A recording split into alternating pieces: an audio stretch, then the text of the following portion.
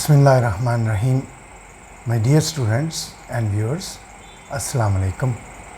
मैं हूं प्रोफेसर नसीर अहमद गाज़ी और आज इंग्लिश लैंग्वेज सीरीज़ के लेक्चर नंबर 40 को लेके हाज़िर हुआ हूं। जैसे कि आप जानते हैं कि आजकल हम कर रहे हैं कॉमन एरर्स, ठीक है।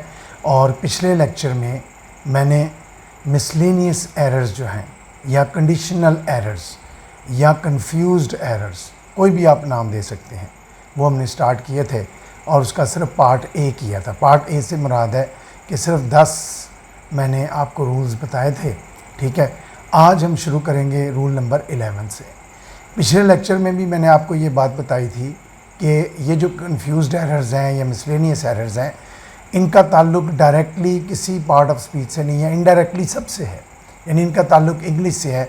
ये वो गलतियां हैं जो हम अक्सर करते हैं, छोटी छोटी गलतियां हमसे होती रहती हैं और इनकी वजह इंटरलिंगुअल भी है यानी उर्दू ज़बान, और इनकी वजह इंट्रालिंगुअल भी है यानी इंग्लिश को गलत समझना, ठीक। तो इससे पहले कि मैं इसको स्टार्ट करूं, मेरी फिर रिक्वेस्ट है आप लोगों से कि मेरे चैनल को सब्सक्राइब करें, बेल आइकॉन को क्लिक करें और इन वीडियोस को बड़ी एंड तक देखा करें, समझदारी से देखा करें, एक एक रूल को बल्कि नोट किया करें।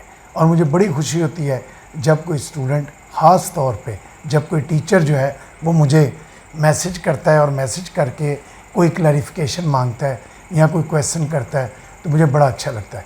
क्योंकि if one teacher asks me something और मैं उसका जवाब देता हूँ, तो इसका मतलब है कि उसने आगे जाके पूरी कम्युनिटी को वो बातें टीच करनी। So you are always welcome. आप मुझे पूछते रहा करें, जो आपकी क्वेरीज़ हैं, I am always there to answer you, ठीक है। चलें, रूल नंबर 10 तक हमने पढ़ा था। आज हम शुरू करेंगे मिसलेनियस का रूल नंबर 11, ठीक। रूल नंबर 11 ये है कि जो when we use singular verb with the phrase the number of, कब लगाते हैं हम, यानी वी यूज़ इट, यानी when do we use it, जब the number of is accompanied with a plural noun, यानी जब वो एक प्लूरल नाउन के साथ हो तो अ नंबर ऑफ द, देखो एक है द नंबर ऑफ, एक है अ number of. The number of जो होता है इसका मतलब होता है कितने नंबर, यानी इतनी तादाद में लोग, ठीक है। और अ नंबर ऑफ का मतलब होता है बहुत ज़्यादा। जब मैं कहूँगा ना तादाद, यानी तो उसका मतलब होगा, वैसे मैं कहूँ द नंबर ऑफ, यानी इसका मतलब है नंबर क्या था, मतलब क्या हुआ, नंबर क्या था। और जब मैं कहूँगा अ नंबर ऑफ, तो इसका मतलब होगा कई। अब जब हम द नंबर ऑफ लगाते हैं उसके बाद भी प्लूरल लगा होता है, अ नंबर ऑफ लगाते हैं तब भी प्लूरल लगा होता है। मसलन द नंबर ऑफ पीपल, अब लोगों की तादाद, अ नंबर ऑफ पीपल कई लोग, फिर सुन लें, द नंबर ऑफ पीपल लोगों की तादाद, और तादाद जब कहेंगे तो नाउन तो प्लूरल होगा लेकिन वर्ब सिंगुलर होगा। वर्ब क्या होगा, सिंगुलर। लेकिन जब हम बोलते हैं कि ना अ नंबर ऑफ, इसका मतलब होगा कई, इसका मतलब क्या होगा, कई, तो इसके बाद हम वर्ब भी प्लूरल बोलेंगे, ठीक। अब इसकी मैं मिसाल आपके सामने देता हूँ। द नंबर ऑफ बसेस, यानी बसेस की तादाद, ठीक है। जब मैं तादाद कह रहा हूँ तो वर्ब सिंगुलर लगना है। The number of buses is being increased in the city this year, यानी क्या मतलब हुआ कि बसों की तादाद इस साल शहर में बढ़ाई जा रही है। The number of buses is being increased in the city this year. दूसरी मिसाल देखें, अ नंबर ऑफ बसेस, यानी कई तादाद में बसेस, यानी कई buses, a number of means कई बसेस।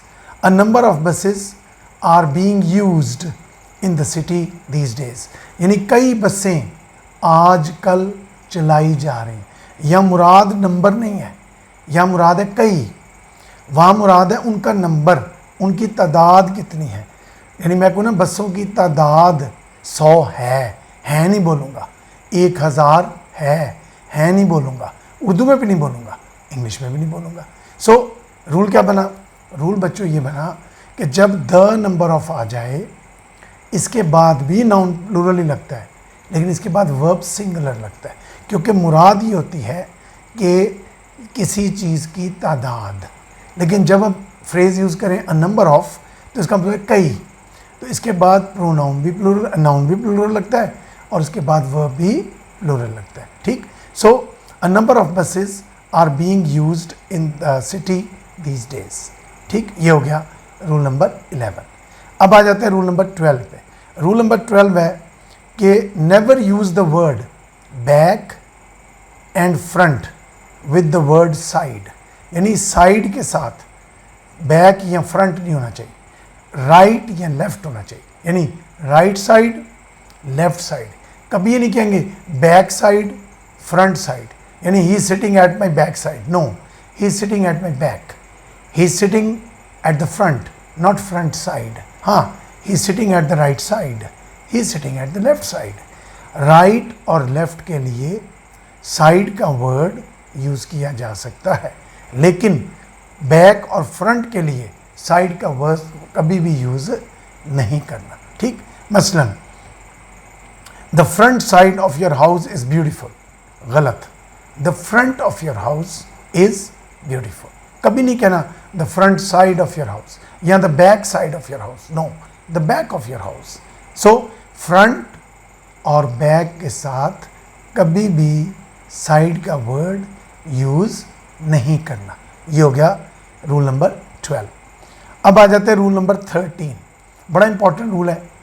जो वर्ब है सक्सीड, कामयाब होना, उसके साथ अक्सर लोग प्रेपोजिशन लगा देते हैं टू, जो कि गलत है।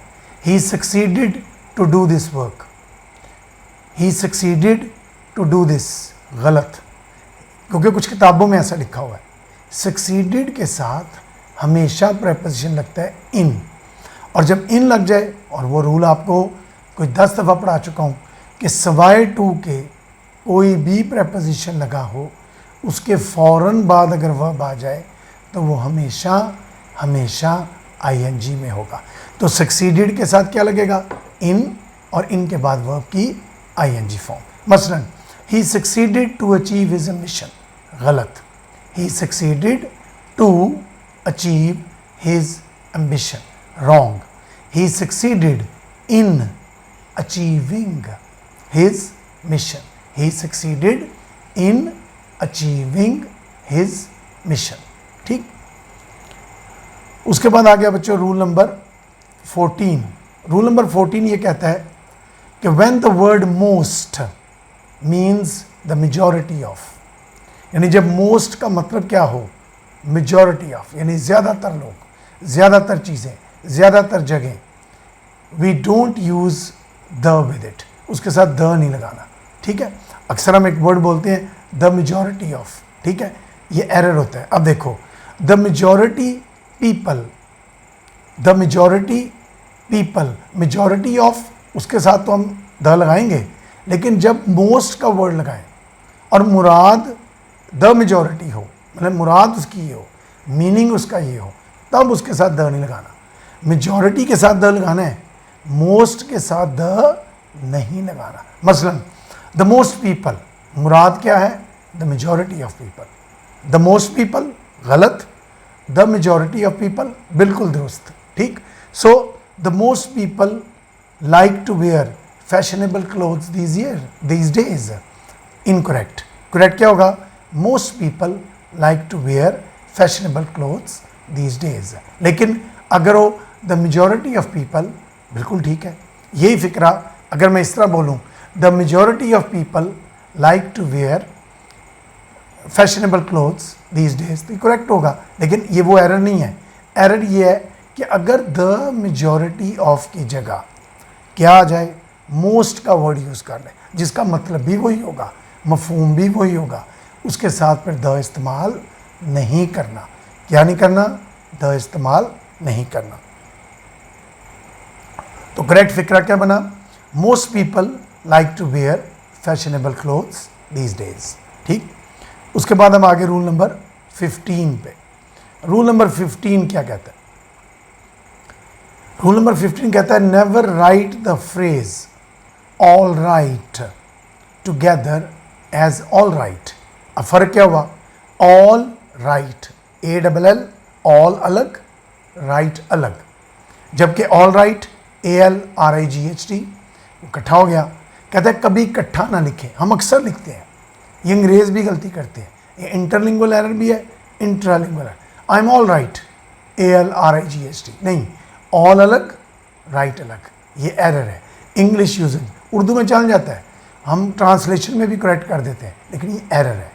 ऑल अलग होना चाहिए, राइट अलग होना चाहिए। मसलन is your brother all right, ये इकट्ठा लिखा मैंने, is your brother all right after the accident, क्या हादसे के बाद तुम्हारा भाई ठीक है। Is your brother all right, गलत। Is your brother all right, all अलग राइट अलग आफ्टर द एक्सीडेंट, ठीक।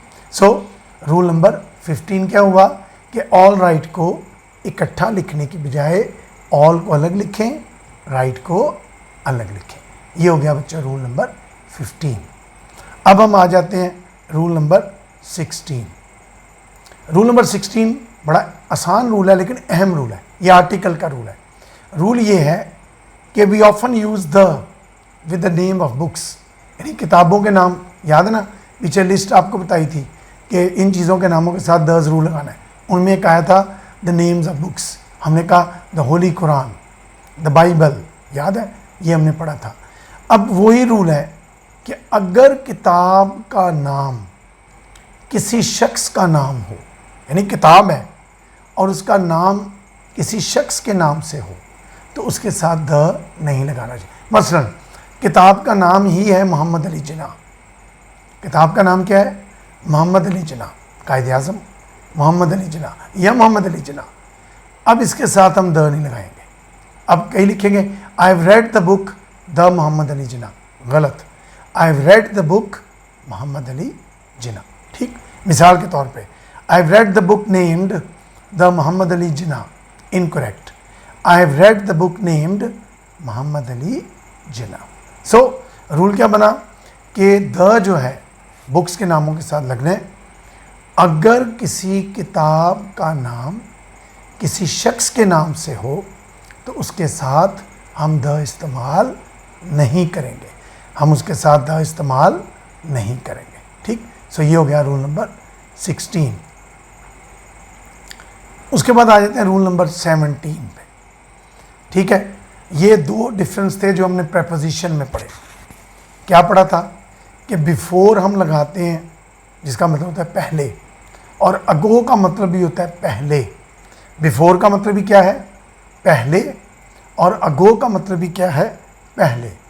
ये दोनों अल्फाज हम लगाते हैं, बिफोर लगाते हैं एग्जैक्ट टाइम, यानी 10 बजे से पहले, बिफोर 10 o'clock, और अगो लगाते हैं पीरियड के लिए, यानी 10 साल पहले, 10 years ago। दूसरा फ़र्क हमने क्या देखा था कि बिफोर लगता है वक्त से पहले और अगो लगता है वक्त के बाद, ठीक। ये हमने फ़र्क पढ़ लिए हुए हैं, कहाँ पढ़े थे, प्रेपोजिशन।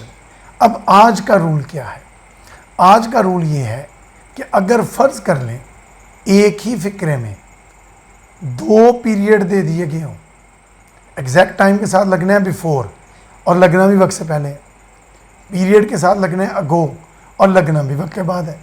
लेकिन अगर फ़र्ज़ करो 2 पीरियड दे गए हों, यानी 2 साल पहले और 10 साल पहले, ये 2 एक ही फ़िक्रे में आ जाए, तो जो पहले वाला पीरियड होगा उसके साथ हम अगो लगाएंगे और लगेगा वक्त के बाद। दूसरे वाला जो पीरियड होगा उसके बाद हम लगाएंगे बिफोर, यानी 2 दफ़ा अगो इस्तेमाल नहीं होगा।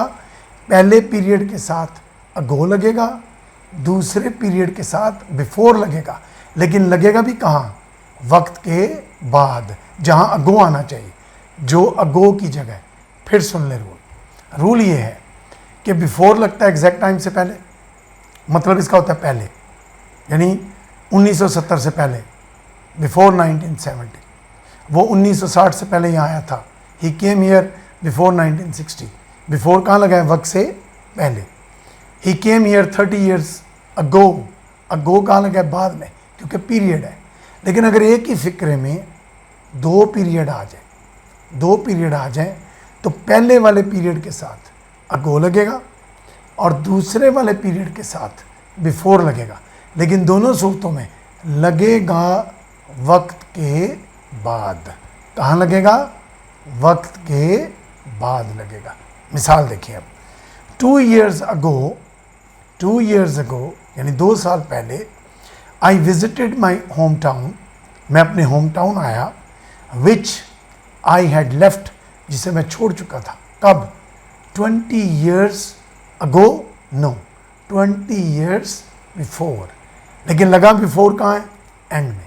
फिर सुन ले, 2 years ago I visited my home town, यानी 2 साल पहले मैंने अपने होम टाउन का विजिट किया, which I had left 2 years before, जिसे मैं 2 साल पहले छोड़ चुका था।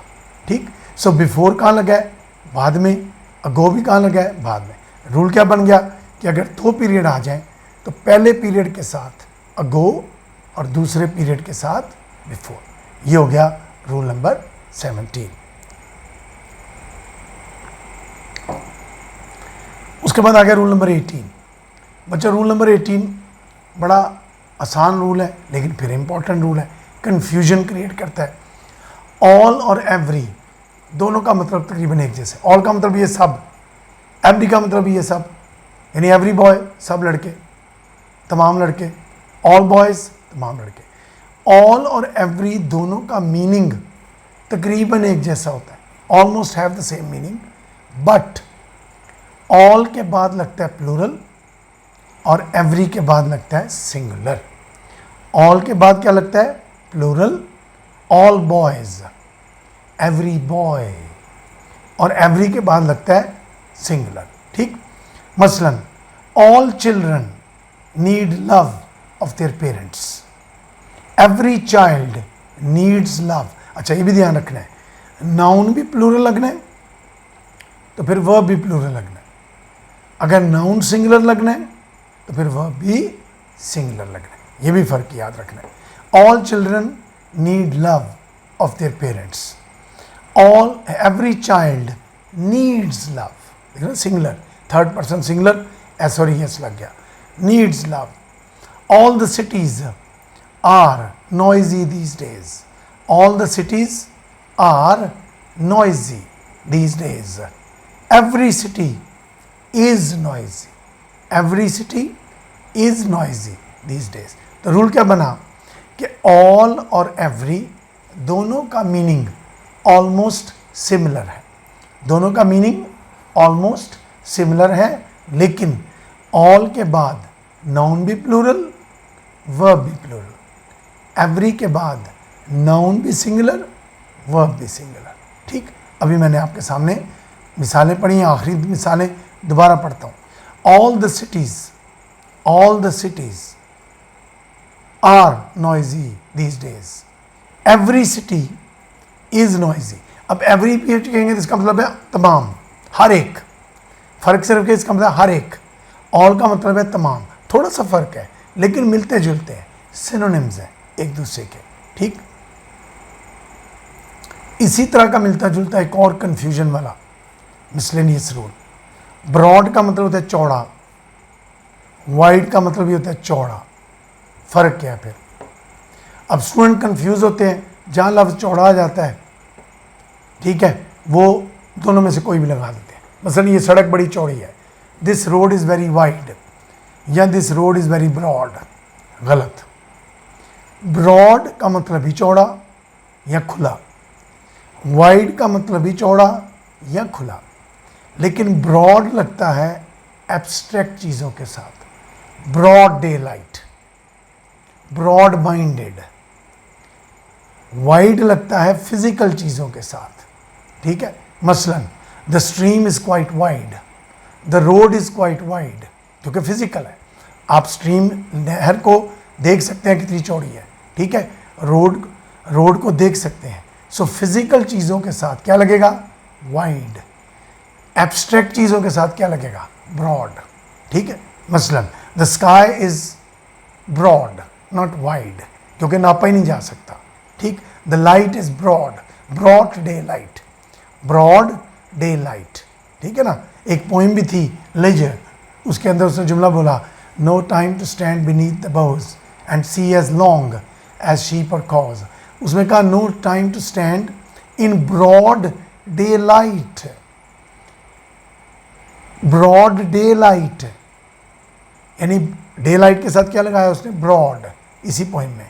ठीक, सो रूल क्या बना, broad is use for abstract things and wide is use for physical things. मिसाल के तौर पे the road on which we were travelling, कि जिस सड़क पर हम ट्रेवल कर रहे थे, वॉज क्वाइट ब्रॉड के वाइड, वाइड।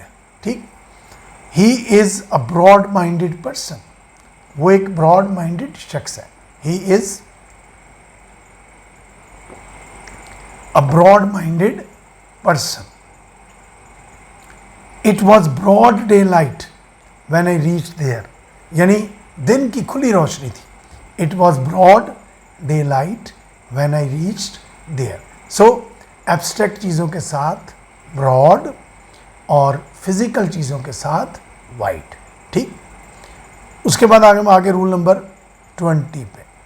रूल नंबर 20 ये कहता है कि जो अनकाउंटेबल नाउन्स होते हैं, हमने पढ़ा था उनके साथ कोई आर्टिकल नहीं लगता, जो गिने नहीं जा सकते, अनकाउंटेबल। फर्स्ट चैप्टर में, नाउन वाले चैप्टर में, फर्स्ट पार्ट ऑफ स्पीच में पढ़ा था, कॉमन एर्स में भी पढ़ा। वो कहते हैं इनके साथ अनकाउंटेबल नाउन्स जो हैं, इनके साथ आर्टिकल नहीं लगाना, ना ए ना एन, बिल्कुल नहीं लगाना। Even if they are accompanied with an adjective, अगर उनके साथ एडजेक्टिव भी लगा हो तब भी नहीं लगाना। अक्सर हम एडजेक्टिव की वजह से, ठीक है, मसलन I am enjoying a very good health, I am enjoying a very good health, error. I am enjoying या I am enjoying a good health, इसमें हेल्थ जो है वो एब्स्ट्रैक्ट नाउन है, गुड जो है वो एडजेक्टिव है। हमने ए इसलिए लगाया कि रूल है एडजेक्टिव का कि उसके साथ आर्टिकल लगना चाहिए। He is a good boy, he is a naughty boy, this is a good book, this is a good table, लग रहा है ना ये। अब वही रूल हम यहाँ अप्लाई कर देते हैं, इसी को ओवर जनरलाइजेशन कहा जाता है, ये गलत है। कहता है अनकाउंटेबल चीज़ें हों, बेशक उनके साथ एडजेक्टिव भी लगा हो, तब भी उनके साथ इनडेफिनेट आर्टिकल इस्तेमाल नहीं करना। मिसाल के तौर पे, मिसलन my father enjoys a very good health, गलत, my father enjoys good health या वेरी गुड हेल्थ। ठीक है, ए नहीं लगना, गुड हेल्थ या वेरी गुड हेल्थ। मसलन he speaks a good English, he speaks a good English, no, he speaks good English.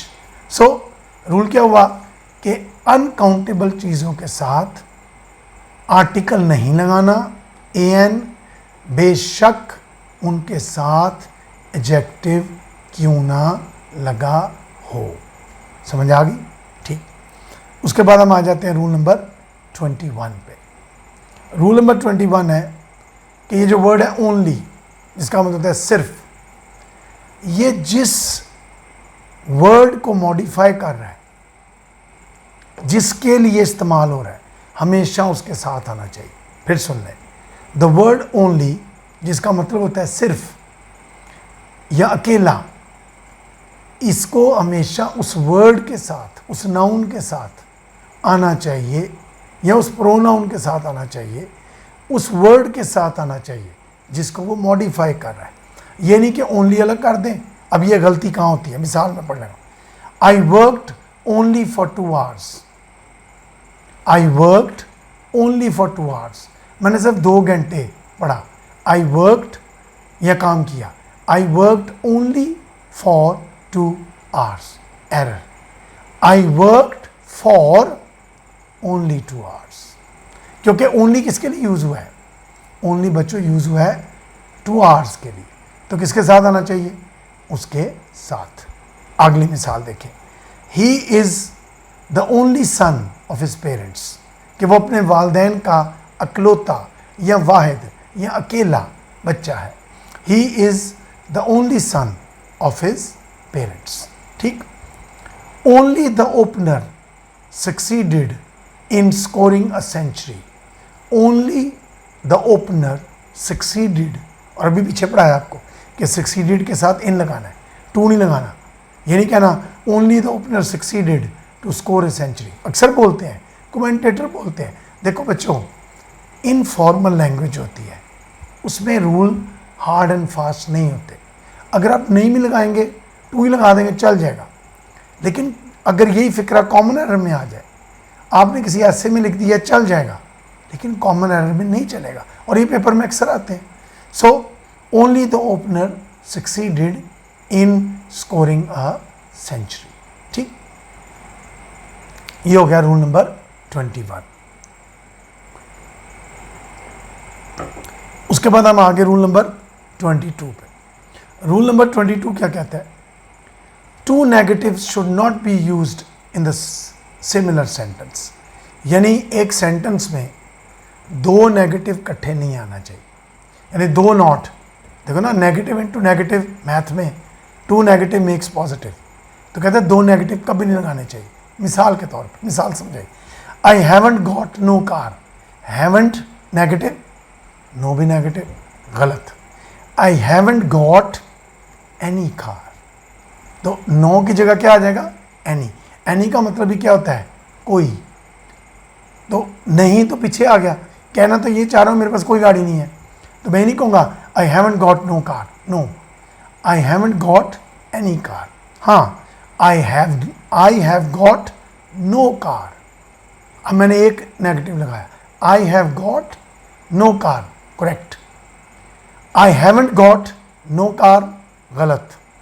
I haven't got any car.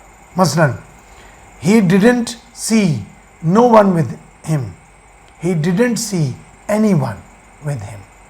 ठीक है, he didn't see या he saw no one with him। ठीक है, जब saw लगा दिया एक नेगेटिव हो गया, आप didn't नहीं लगाया, फिर ठीक है आप नो लगा सकते हैं। सो डबल नेगेटिव कभी इस्तेमाल नहीं करना चाहिए। So I didn't see no one with him, यानी मैंने किसी को नहीं उसके साथ देखा। ठीक, I couldn't find him nowhere, गलत। I couldn't find him anywhere. ठीक, आई कुडेंट यानी मैं नहीं फाइंड कर सका ना, I couldn't find him nowhere, गलत। I couldn't find him anywhere. ठीक, सो रूल क्या बना? रूल नंबर 22 कि कभी भी डबल नेगेटिव यूज़ नहीं करने चाहिए। ठीक, तो ये अब आ गए हम रूल नंबर 23 पे। रूल नंबर 23 आज का हमारा आखिरी रूल होगा। क्यों? क्योंकि मैंने आपको पहले कहा था पिछले लेक्चर में भी कि मिसलेनियस के 35 रूल्स हैं, इनको मैं 3 हिस्सों में तकसीम कर दूंगा। पिछले लेक्चर में मैंने आपको 10 रूल्स बताए, आज मैं आपको 13 रूल्स बता रहा हूँ, अगली वीक मैं आपको 12 रूल्स बताऊँगा, तो ये टोटल हो जाएंगे 35। तो इसके हम 3 पार्ट्स बना देंगे। पिछली वीडियो का हमने नाम रखा था पार्ट ए, इसका नाम होगा पार्ट बी, अगली का नाम होगा पार्ट सी। ठीक है, लेक्चर ये 40 है, लेकिन ये पार्ट बी है मिसलेनियस का। फिर लेक्चर 41 होगा, वो पार्ट सी होगा। सो रूल क्या है? रूल नंबर 23 कि एल्स जो है, else should be followed by but, कि जब हम एल्स लगाते हैं तो उसके बाद बट लगाना चाहिए। एल्स के बाद बट लगाना चाहिए। मसलन, it was no one else but him, यानी कोई और नहीं सवाए, यानी कोई और सवाए उर्दू में ये इसके साथ, यानी it was no one else but him. ठीक, he had nothing else but this plan, मैंने उसका और कुछ नहीं था सवाए इस प्लान के। He had nothing else but this plan to work on.